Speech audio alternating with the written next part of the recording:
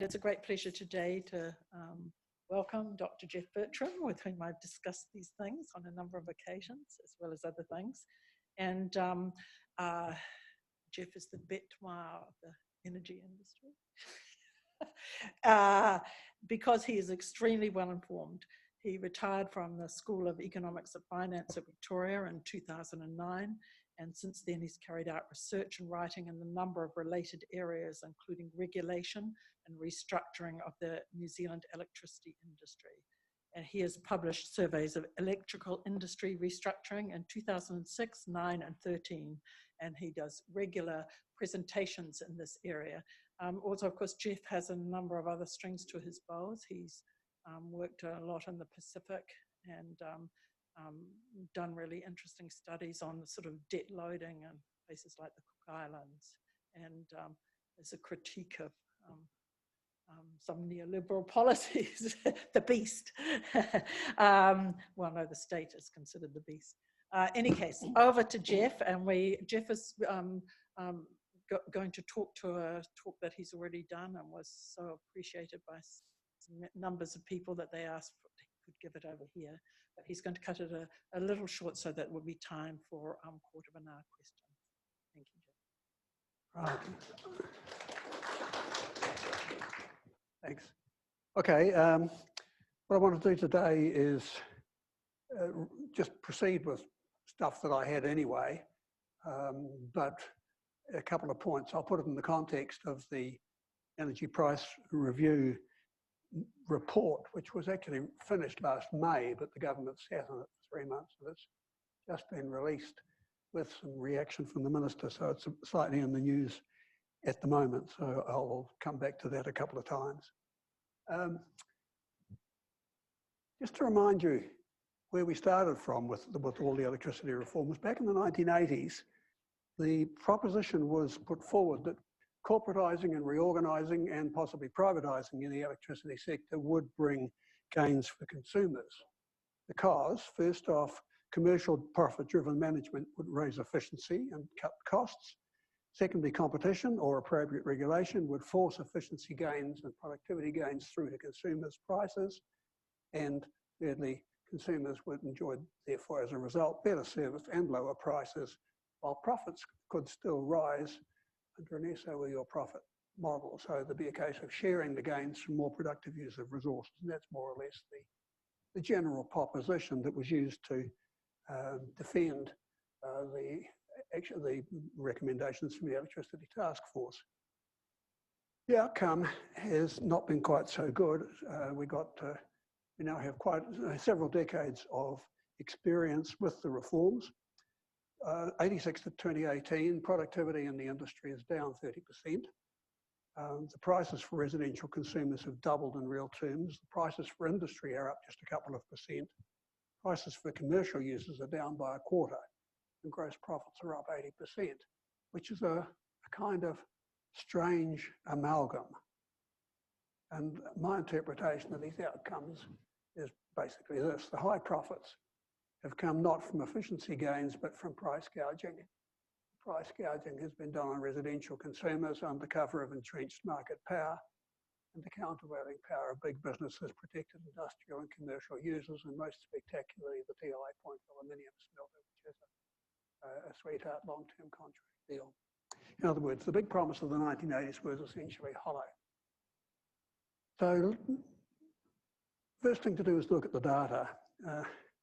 As I was complaining on Radio New Zealand this morning, the thing the Electricity Price Review team did in their quite large report, which has taken them a year, was not to look at the data. And it's quite remarkable to read through that document and discover their repeated failure or refusal to actually go look at the data or engage in any analysis of it. So what I'm going to run through now is the sort of stuff that I would have expected to be the introductory couple of pages of the Price Review report. Productivity, let's start with that. It's recorded in the national accounts produced by Statistics New Zealand. Unfortunately, although I've asked Statistics New Zealand to disaggregate a bit more, I'm still working with data for electricity, gas, water and waste services, a combined sector in the accounts, but it's dominated by electricity. About 70 to 80% of that sector is the electricity industry. The way that sector's performance moves is dominated, therefore, by electricity. So here's the percentage change in multi-factor productivity in the sectors of the New Zealand economy that are reported by Statistics New Zealand since from 1986 to 2018, 32 years. And what you can see is there are quite a number of sectors that reported substantial productivity gains over that time, and there are a few sectors that didn't. The very bottom of the heap is mining, but you have to allow for the fact that mining suffered from depletion of some of the better gold resources and other things that were being mined in the 90s. So mining is not really a good comparator. Apart from that, the bottom of the heap is electricity, gas, water and waste services, which has all of 30% of its multi-factor productivity over that period. Just breaking that down a little bit more. Here is the time series data from Statistics New Zealand from 86 through to 2018, and various colours for all the sectors that Statistics New Zealand report. The black line is electricity, gas, water and waste services. And so you can see that when we start with everything equal, 1,000 in 1986, quite a lot of the economy has improved its productivity, but a few sectors have not. And those sectors have, of course, dragged down the aggregate productivity performance of the New Zealand economy as a whole. And the biggest dead weight burden that the New Zealand economy is carrying productivity-wise is basically the electricity sector. Looking at the detail of electricity, the productivity trends, I've broken this into 3 periods. There's the dull old days before we started fiddling around. Then there's the Wild West asset plays and labour shedding of the 1980s and 1990s. And the Bradford Reforms are bedded in, and we've had a consolidated cartel able to price gouge. We've had lines monopolies, and we've had fake regulators, by which I mean, to be specific, the Commerce Commission and the Electricity Authority, neither of which I regard as a real regulator in the traditional economist sense. And you can see that the Wild West days is characterised by a humongous increase in labour productivity. This is a massive labour shedding. Vast numbers of people were fired out of the industry as the new management swept through. And so that massive labour shedding drove up the multi-factor, that is the aggregate productivity, during the 1990s. But you can see that the productivity of capital used in the industry was at a peak the year that we moved to corporatise and started to break the system up. And it has been on a steady declining trend ever since.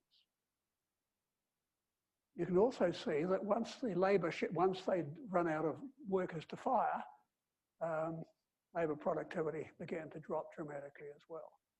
And of course, one of the things that encourages labour productivity to fall is hiring vast numbers of high-paid spin doctors, financial engineers, PR types, advertising executives, financial managers. There's a whole raft of management layers which are not concerned at all with producing and supplying electricity or the engineering issues, but spend their lives managing risk and handling accounting off issues. Now, just to put that in terms of growth rates, again, I've got the 3 periods before we started restructuring up to 86, corporatisation and part privatisation through to 1998, and then after the Bradford Reforms, right. And I just wanted to compare the performance of 3 sectors of the New Zealand economy over that period. First off, this is the economy as a whole. The data is for what's called the formal measured sector, but it's actually basically a New Zealand economy-wide productivity performance measure. Here is the performance of the goods producing industries. So you can see that there's a bit of a dip around 1990 and then a pickup in the late 1990s, and then there's not been much going on the last decade in terms of productivity growth in those sectors. Take a deep breath. Here's electricity, gas, water and waste services. And what you can see here is that in the days before we started restructuring, it was one of the best performing sectors of the economy in productivity growth terms. As soon as we started messing around with the structure, it dropped right back behind the economy-wide average. And once we bedded in anti-competitive structures in the industry, we got this very rapid decline in productivity. There's the labour productivity figures. And this is the one that interests me. This is the detail on capital productivity. You can see that the capital input index, the green dotted line, goes through the roof after we started corporatising and reorganising. The capital productivity index correspondingly falls through the floor. And economists know this is the Average-Johnson effect. It's the incentives that monopoly industries have, especially if they're under some sort of scrutiny, to gold plate their investments, but not to use the capital productively. So the bottom line, over the past 2 decades, the sector's been loaded up with labour and capital engaged in unproductive activities. The pursuit of profit, combined with complicated competition games and financial engineering, has meant increasing amounts of labour and capital are allocated to high-paid sales, marketing, financial management, and administrative work that adds nothing to the volume or the quality of electricity reaching the consumers. Corporatisation and privatisation, as I read this data, have culminated in a huge exercise in rent-seeking waste. That's the first bit of the topic of my speech. How about prices? Well, first the average across all users, then specific changes by sector. Here's the real electricity price since 1974. And you can see that in the good old days, the real price did move around a bit. Those of you who are connoisseurs of the Muldoon years will remember the huge political squabble in 1978 when they pushed the electricity price up in pursuit of a bit of extra dough to fund things like the Rangipo and the Tukanu and Clyde schemes construction. But you can see that after that had been pushed, that rise had been pushed through, the price was coming down until we started reforming the sector. Then the price stabilises, and then it takes an upward trend, which it's had for the past couple of decades. And the bit to look at with particular interest is this period here, 3 years during the Bradford Reforms, when people in the industry actually thought competition might turn out to be real. And before they realised that they had it by the throat and that the government was not going to be able to force them to behave in anything other than the manner they wanted to behave, and they then resumed what has become business as usual, the steady upward drift of real prices. Now, if you look at how that's gone by end-use sector, the dramatic thing that's happened over the last 3 decades is that black line is the average I just showed you. The horizontal line with red round dots on it is industry, and you can see that throughout the reforms, industry has come away pretty well scot-free. They're still paying the same for their electricity as they did 30 years in real terms. The commercial sector has had a 25% drop in its prices, and residentials, the black squares, have seen the prices for them go through the roof. Okay, so when Megan Wood set up the price review, the first page of her terms of reference said, gee, prices for residentials have gone up very rapidly relative to industrial and commercial. Explain why that has happened, okay? Read the report. They didn't even address the question. There was nothing in the price review report to explain the differential trend of those prices. Just putting my periods over it, you can see that the upward trend really sets in residential seriously in '86, and with a little pause for the Bradford period when the industry was briefly worried about competition, it roared on until consumers began to get price fatigue and people started turning off the heater, putting on jerseys, letting their houses go cold, to effectively just moving out of electricity consumption, at which point the limit of the market had been reached for price gouging. So you can pretty well take it that the industry is pricing at the profit maximising monopoly level at the moment, as far as residential is concerned. Comparing us with other OECD countries, this is a chart that I keep on updating, but I put it out back in 2012 and everybody got very excited about it. The black line is New Zealand. The other lines are all the other OECD countries. I don't need to say much more than that residentials in New Zealand have been hit pretty hard relative to everywhere else in the world, though do look at Australia, where they've had a very similar experience to ours in the last decade. If you move away from index numbers, which is what that was, look at the actual prices in dollar terms across countries. And this is interesting because if you read the price review report and listen to the minister talking and so on, the spin at the moment is, gee, we're the 10th lowest priced residential electricity in the OECD.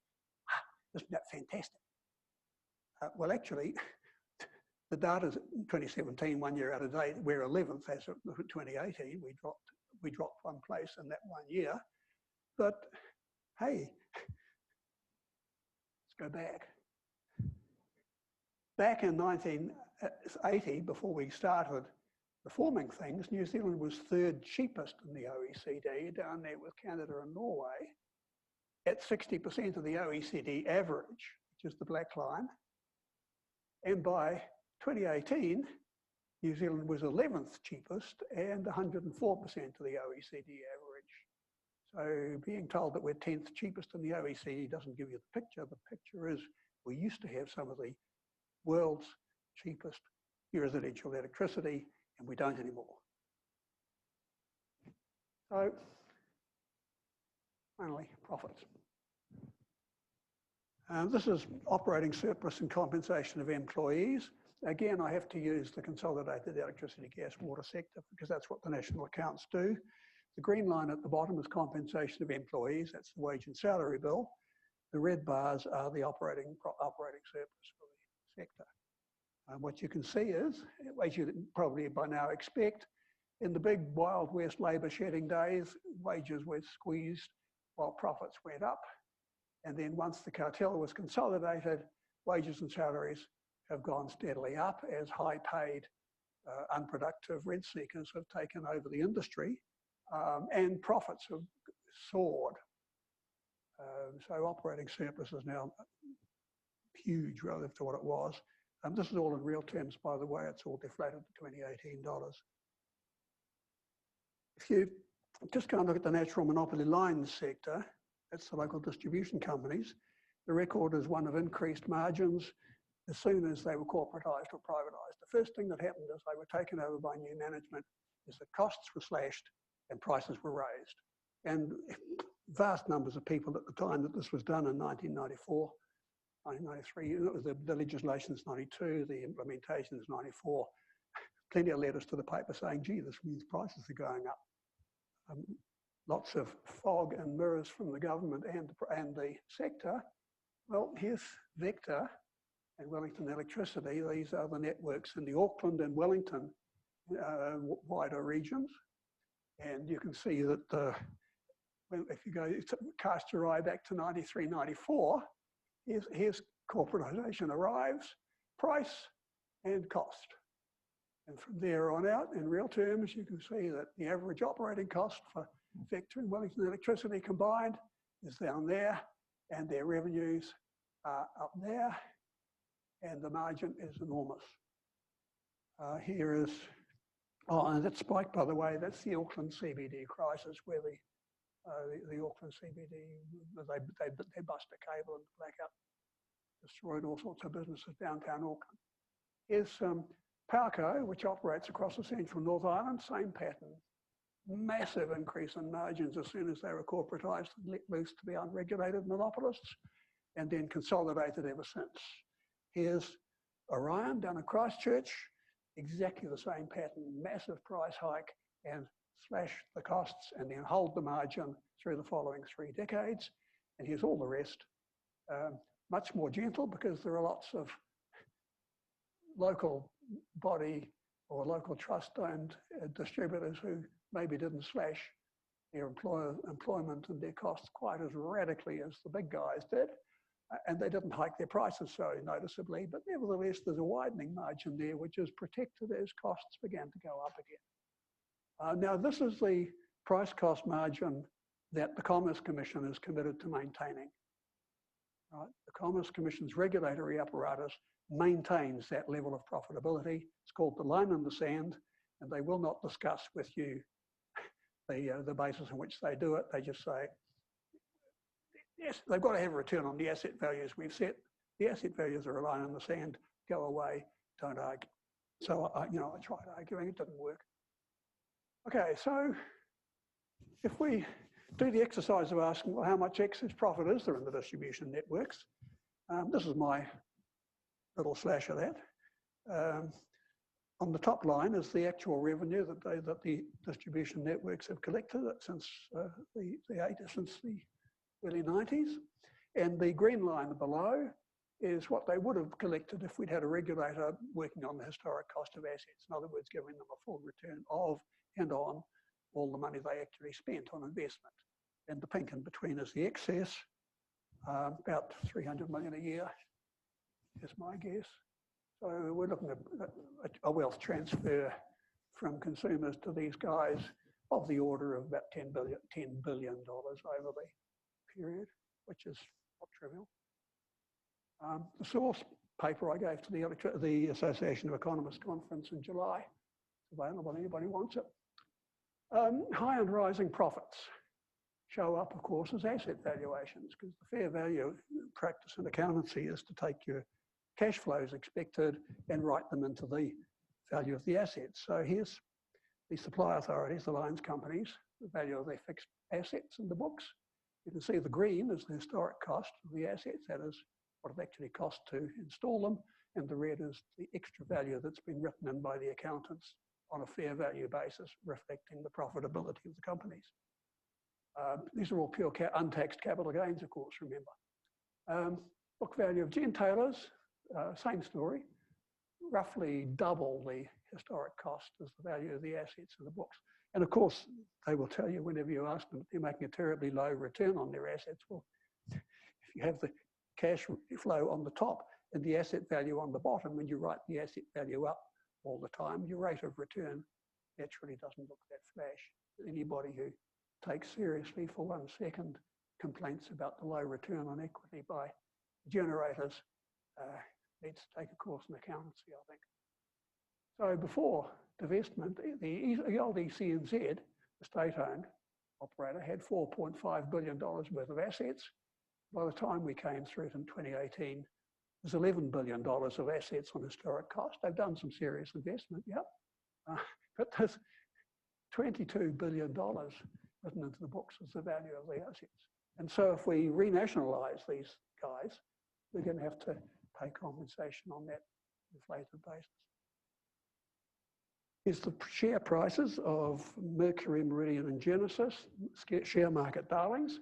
You can see what happened when Labor and the Greens thought they might actually do something about the monopolistic pricing in the wholesale market. This was the single buyer proposal in 2013.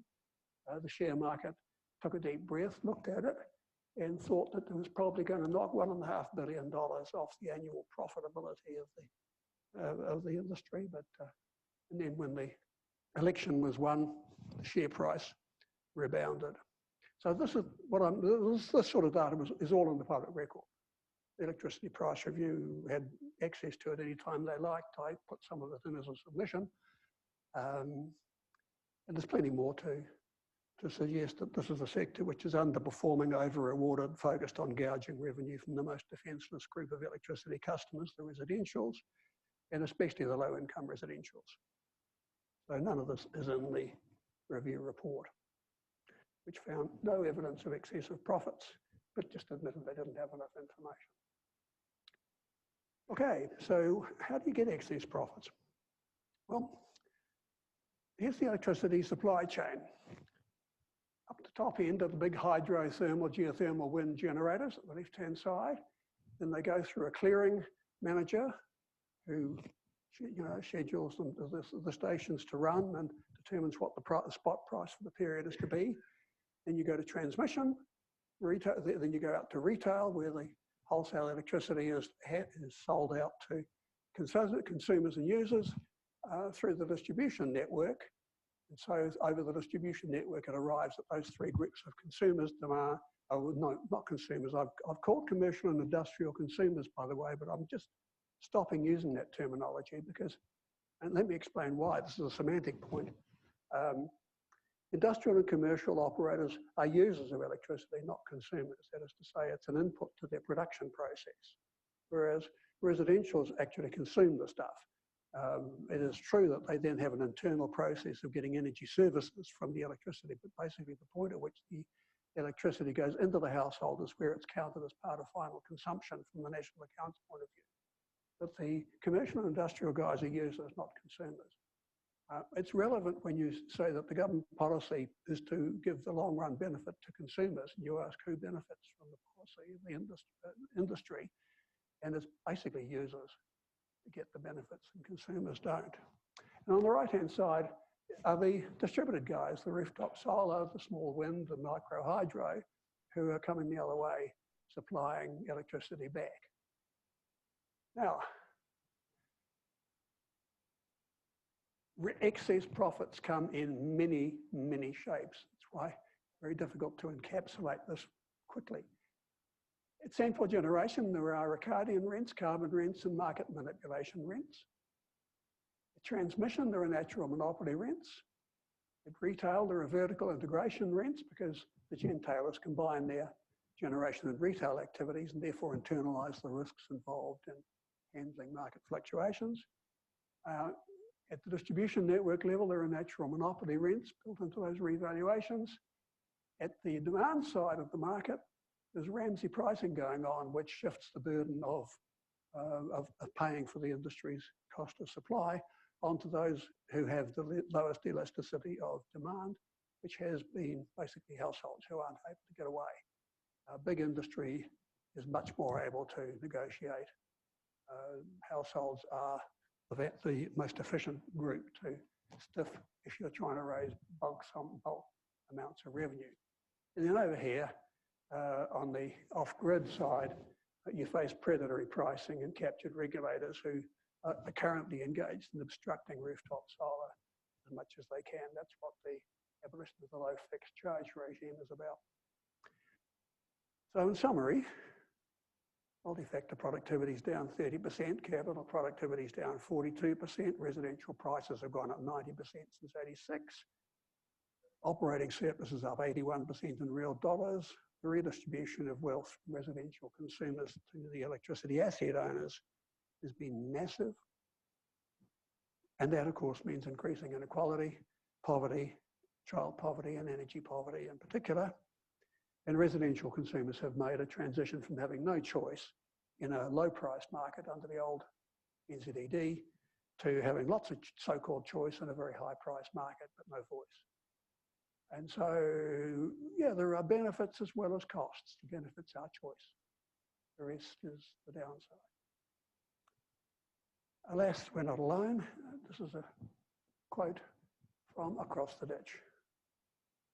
And I won't read the detail, but his conclusion, the grand experiment in privatisation, competition and marketisation, inspired by faith in the supposedly all-knowing efficiency of market forces, has created an industrial structure marked by fragmentation, duplication and waste. And this was written in January this year over in Australia, about Australia. Remember, so I showed you the Australian residential price in that earlier chart. So there are two key problems that are preventing us having a policy response built around well-being. The first one is this. The structure of the industry is a creation of our elected parliament, our elected governments. No taxation without representation. Well, it is parliament that has legislated pretty well every step of the way to create the industry that we now have. And by the way, I noticed that I missed the Mixed Ownership Model Act in 2012, was it? There's plenty more bits of legislation that Parliament has pulled off.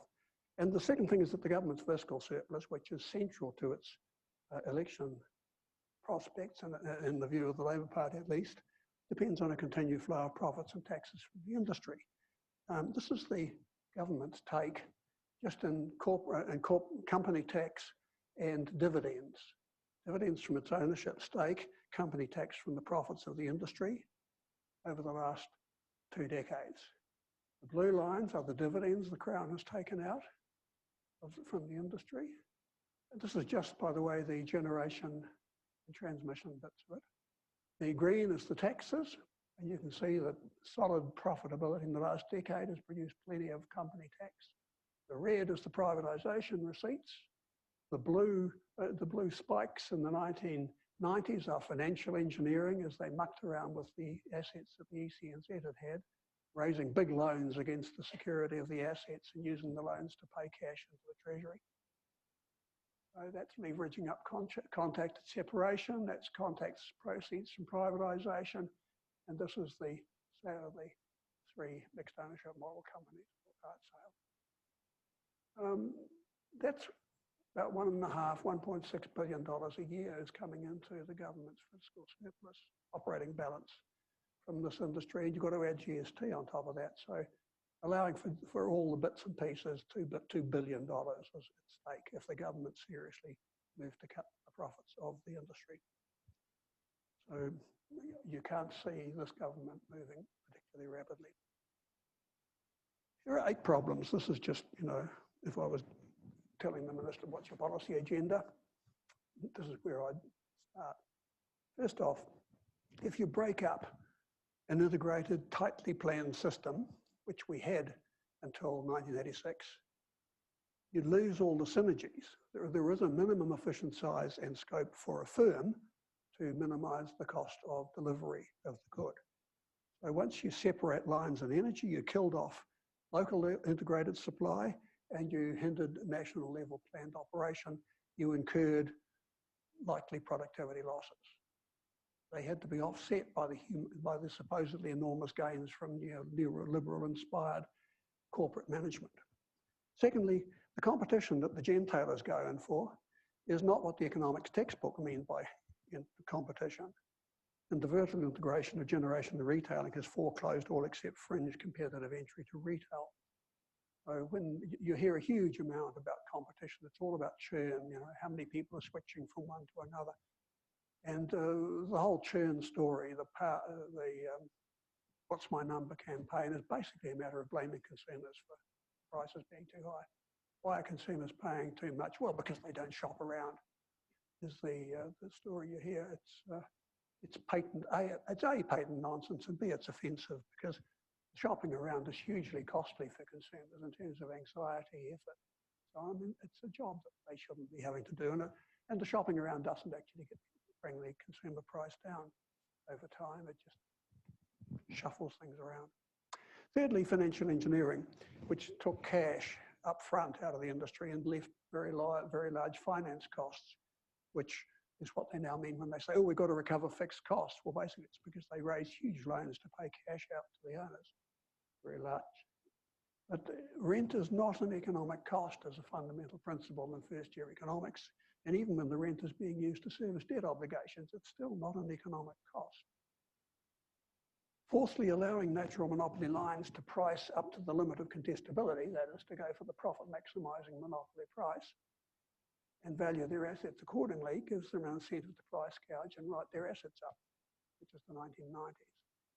Fifthly, applying building block regulation, which is what the Commerce Commission has done since 2008. We've got a decade of it now, but applying that after the monopolists have established their profit maximising prices and asset values without regulation, just means that the regulator is in the business of putting a floor, not a cap, on lines charges.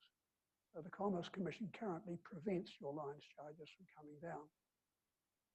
6, regulating lines companies' total revenues, but not doing anything about their detailed prices, leaves the allocation across customer classes open to exploitation of the most vulnerable. Ramsey pricing again, the distribution networks load as much as possible of their cost recovery or their revenue recovery onto the least elastic, most vulnerable consumers. That's poverty and inequality generating. 7, if you price wholesale electricity as in an increasing cost industry at marginal cost, that is what Treasury calls true cost, instead of its average cost, it drives the competitive market price up, not down. Competition pushes the electricity price up. which I know sounds strange until you just look at again, the first year economics diagrams for the thing. I give full credit to Brian Easton up the back for pointing this out in 1985 before they got underway. He said, you know, going to marginal cost will drive the price up and will give you excess profits. 8, the current market design forces consumers to pay more for renewable electricity when the carbon price goes up. Yeah, you pay more for hydroelectricity when the ETS unit price goes up. Why? Because all the electricity producers get the same price. The fossil fuel guys have to pay carbon charges, which pushes up their price, and all the hydro is priced to parity with them. So you pay carbon tax on your renewable electricity, and the money goes into the pockets of the owners of the hydro and the geothermal and the wind. Not the government, goes straight into the bottom line of the companies. That's the design of the market. And the market was designed with wide open eyes in the 1990s to allow precisely this process to occur. Nobody can pretend ignorance on this one. It's been well known for 2 decades. Okay, so that's just 8. I mean, I could go on for a while. But it's an industry that could do with a little bit of a working over. And I just wanted to, therefore, put a few diagrams up about wholesale market design. Just play with supply and demand curves. Now, how many of you have done supply and demand curves? Oh, that's enough to understand what I'm going to do. Here are the supply and demand curves for the New Zealand electricity industry's wholesale supply. The red is the supply curve, the purple is the demand curve, and look at the characteristics of it. The demand curve is pretty steep. In other words, demand is not particularly elastic. The supply curve is a zigzag, and it's a zigzag because we have a whole bundle of dams and geothermal and now wind farms which have been installed decades ago, all paid off. They're basically a free good that the owners have in hand, and it costs pretty well nothing to run them. So the great bulk of the production of the industry is available effectively at zero cost, actually, apart from if you talk about having to provide for future investment. I mean, depreciation really should be nothing because they were long ago written off. And then out on the margin, you've got the Huntleys and the combined cycle gas turbine. The high price fossil fuel using more recently built stations. And so if demand is out here, the price, the marginal cost price is determined entirely by the cost of supplying from or the price at which those marginal thermal generators are prepared to run. Everybody gets that price. And so there are these 3 areas. Area A is the cost that the low-cost producers have to pay to operate. Area B is what the high-cost producers have to pay to operate, so that they recover their costs when the market price is at the supply-demand intersection. And Area C is the rent or profit, pure windfall dropping from the skies into their bank accounts, the owners of the hydro and geothermal.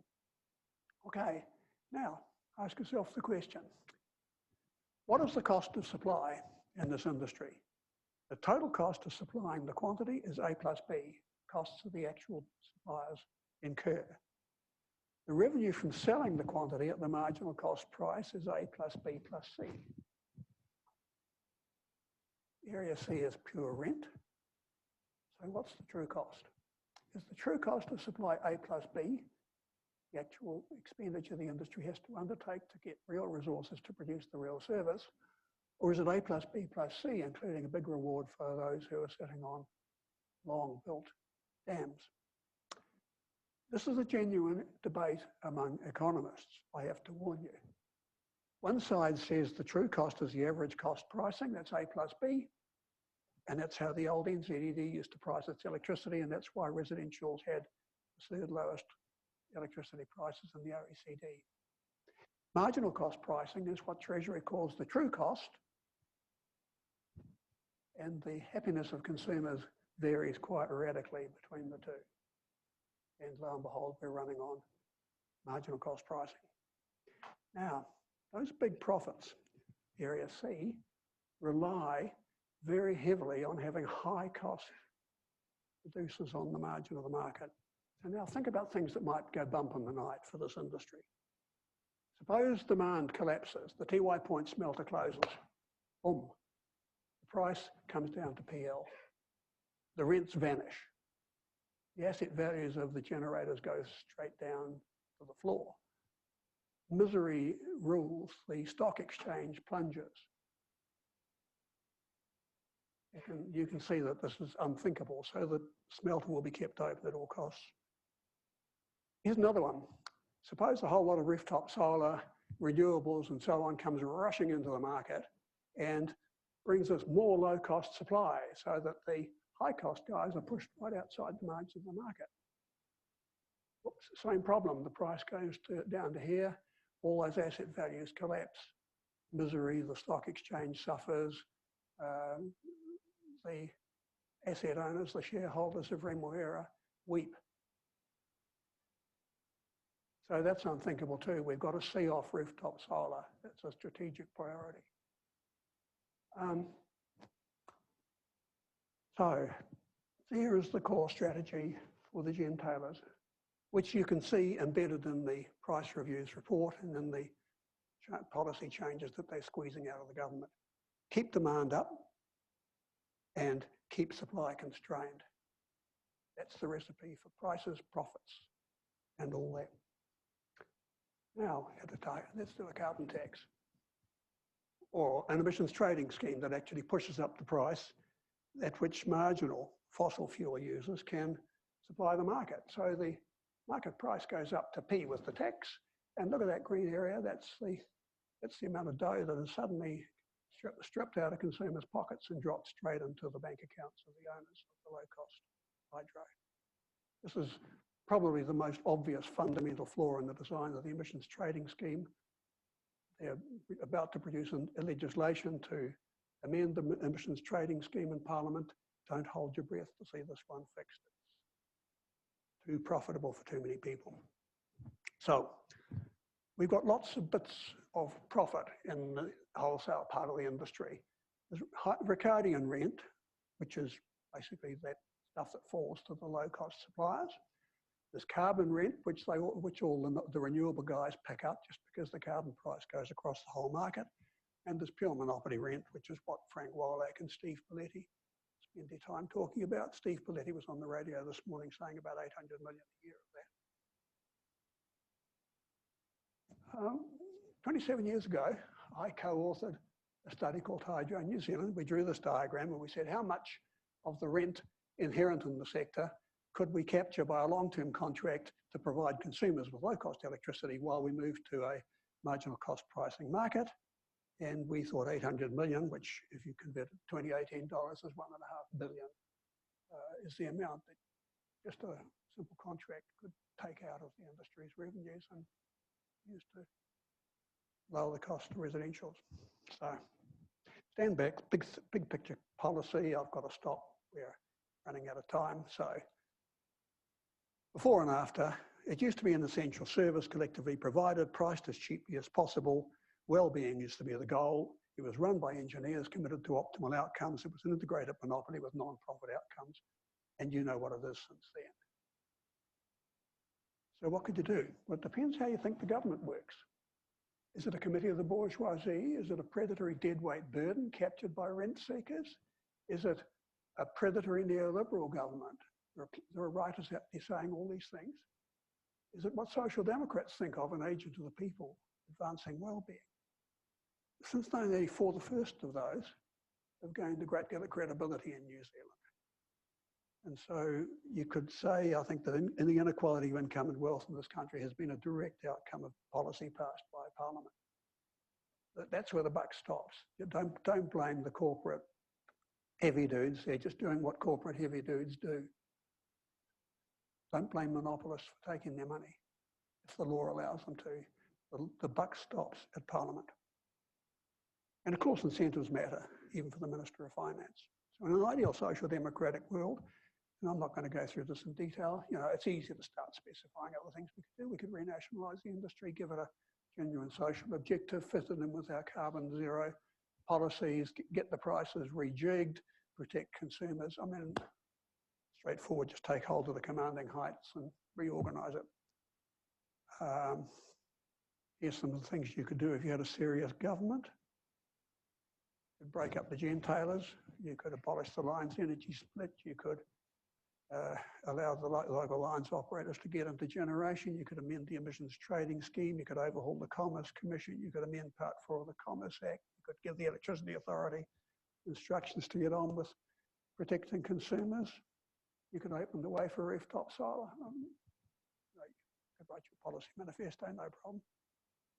In the real world, you assume the government stays paralysed by vested interests. There might be some small-scale fiddling.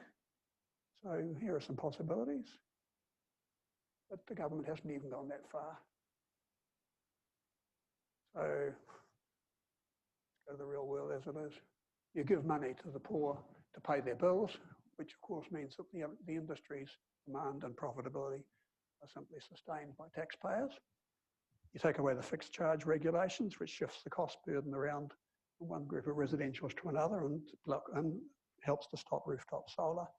You can help consumers to stop around in the process blaming them for the problem. You have business as usual for everybody else. So, a final reminder.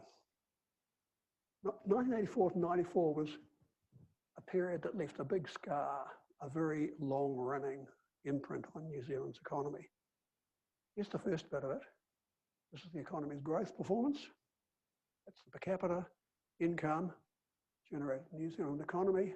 And you can see it takes three big hits. There's the oil crisis in the mid-70s, there's the GFC over on the right, and there's Roger Douglas and Bruce Richardson in the middle. Of the three, the most damage was done by Rogernomics. And here's the Gini coefficient showing income inequality. When did income inequality go through the roof? Lo and behold, around about late 80s, early 90s, massive tax cuts for the rich and massive benefit cutting and union bashing and wage cutting for the less well off. So electricity is not just an accidental exception.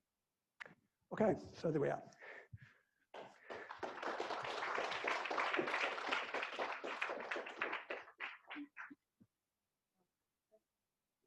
Thank you very much, Geoff, and I'm sorry that you've had to rush through the last part, but I know there's lots of people here who wanted to ask you questions. That's all right, we'll go back.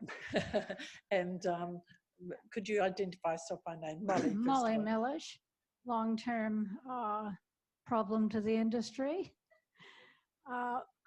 There's a very simple thing that would be enormously popular to voters, and even recently the news presenters have said, well, isn't energy efficiency a good thing? The industry is terrified of energy efficiency. Everything they blame solar for is what energy efficiency has done for the last decade, that is to stop growth in electricity demand. Your curve shows how desperately bad it would be to shift the demand curve down to the left and take away all those rents. So I think the thing to do is to make a big political move towards restoring the energy efficiency program, Warm Up New Zealand, which was the main reason that residential demand per consumer flattened. And that would take away the rents. And at the moment, government is paying $441 million a year for the winter energy payment. That money, if it went into insulating houses, would make them a lot warmer and drier and healthier.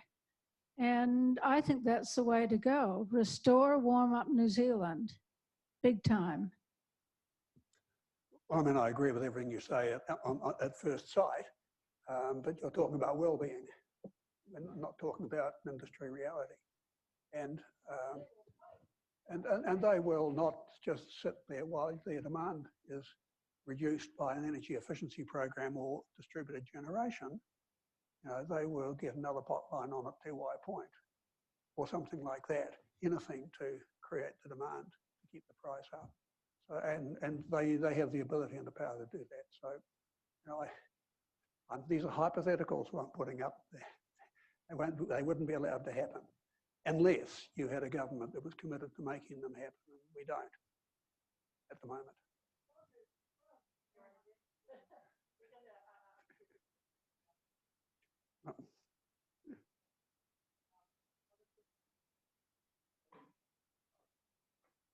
Owen Watson, just a question. In the old days, wasn't there a large cross-subsidy from commercial to residential customers that might just change the relative prices? The answer is no. Let's go back there and have a look. Here's the prices. What's the problem? Yeah. We've lost the thing on the right.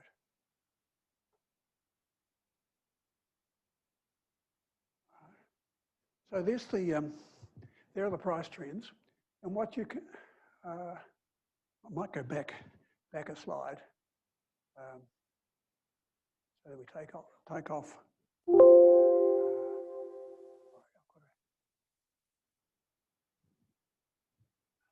I need the slideshow. There. Yeah. Oh.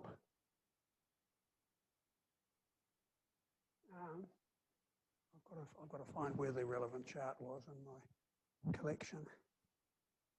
It was number 19.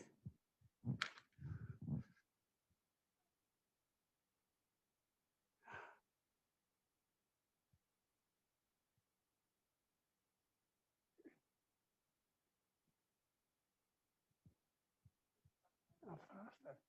Yeah, it's funny. No, it wasn't 19. I don't know what's happened here. Turned out, yeah. So after I have a slide, where am I? I'm there. Turned out a price.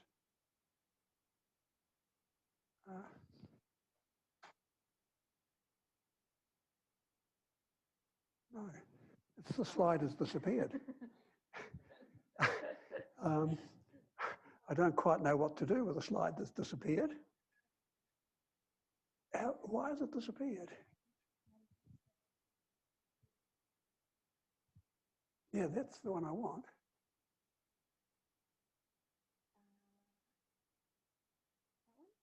Well, that one will do, if you can get me that one.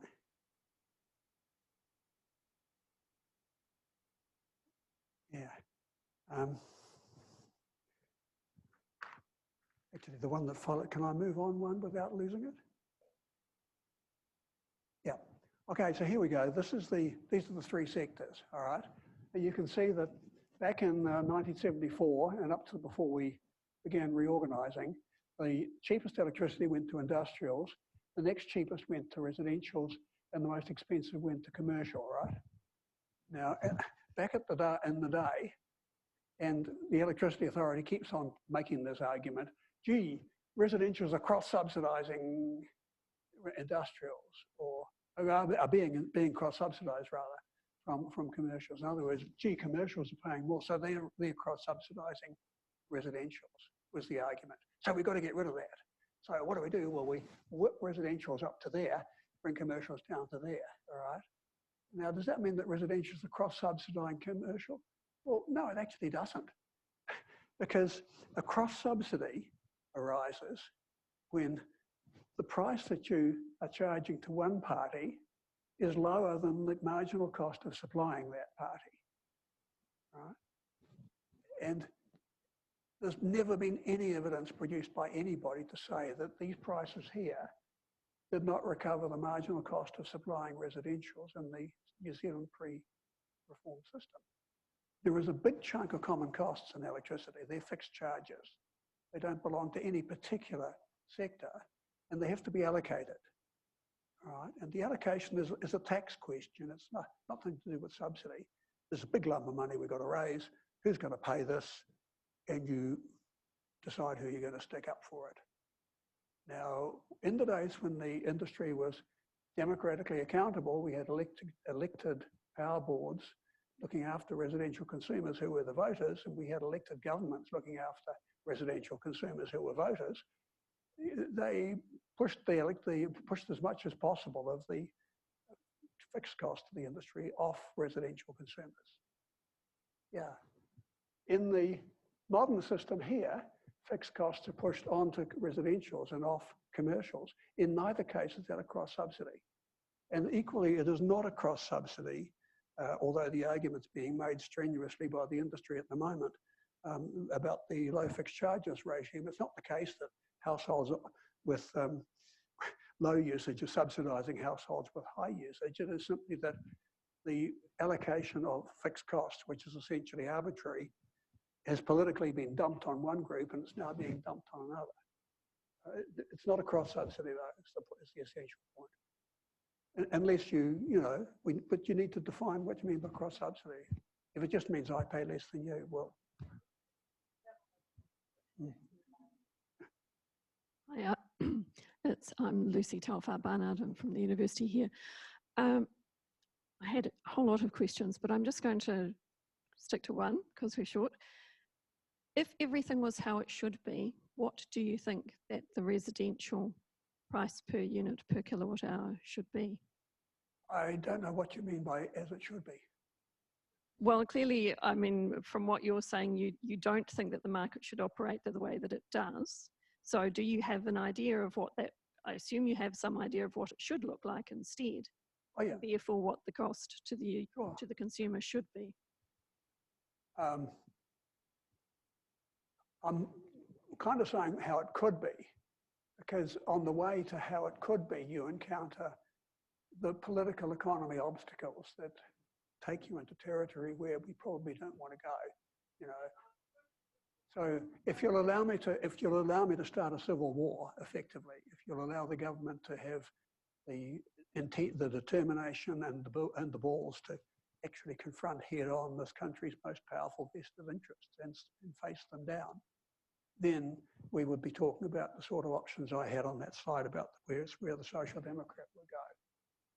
We would have an industry which was once again used an integrated engineering-based organisation for the big renewable and generation and transmission spine of the New Zealand system, pricing out.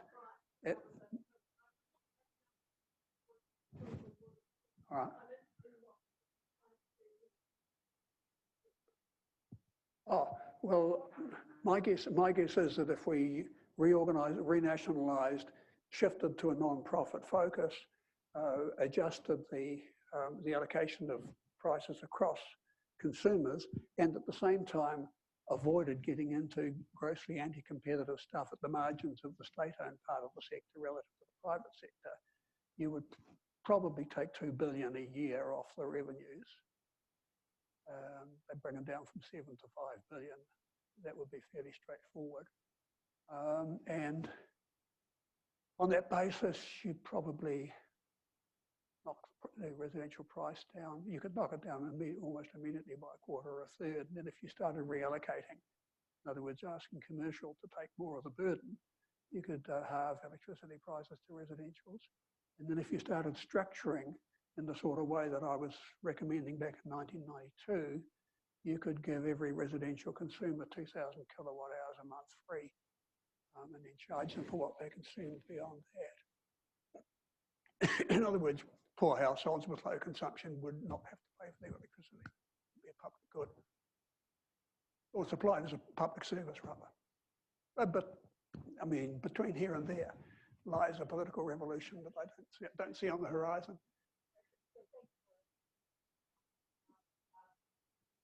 Osman, so I'm curious how this government review managed to avoid these very, very embarrassing statistics. They just ignored them. I mean, how can a government review this, which is really, I think it's scandalous what's being shown, and manage to spin it around so much? I mean, was this purely political review, technical? Let me read you the terms of reference. No, I won't. All right.